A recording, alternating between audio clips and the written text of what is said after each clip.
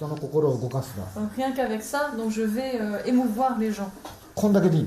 Il suffit de ça pour émouvoir les gens. 僕の友達 Un mangaka ayant gardé son âme d'enfant, c'est comme ça que nous découvrons Eldo Yoshimizu, séduit par ses anecdotes, comme le sont collégiens et lycéens qui ont eu la chance de rencontrer l'auteur cet après-midi.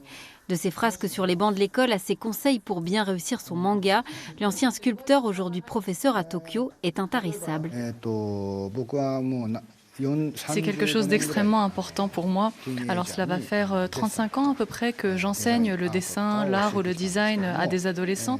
Et pour moi, en degré d'importance, je dirais que la création a une importance à hauteur de 50% et l'éducation, le fait de transmettre, a aussi une importance de 50%.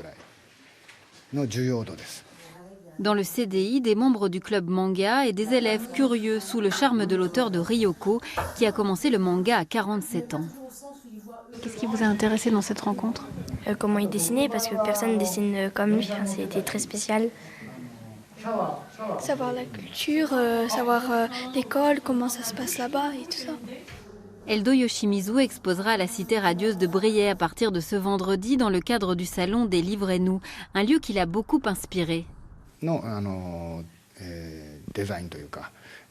Dans le cadre de cette résidence, j'ai vraiment passé beaucoup de temps à préparer l'exposition qui va se tenir à la Cité radieuse. Donc au Japon, j'avais déjà commencé à préparer cet événement à partir d'une maquette des lieux que j'avais fabriquée. Mais en fait, en me rendant sur place, en découvrant vraiment physiquement cet espace conçu par Le Corbusier, j'ai complètement changé mes plans. Et ce qui est important pour moi, c'est de vraiment créer cette exposition en communiquant avec les gens sur place. Et je pense que ça fera une exposition vraiment intéressante, j'en ai l'intuition.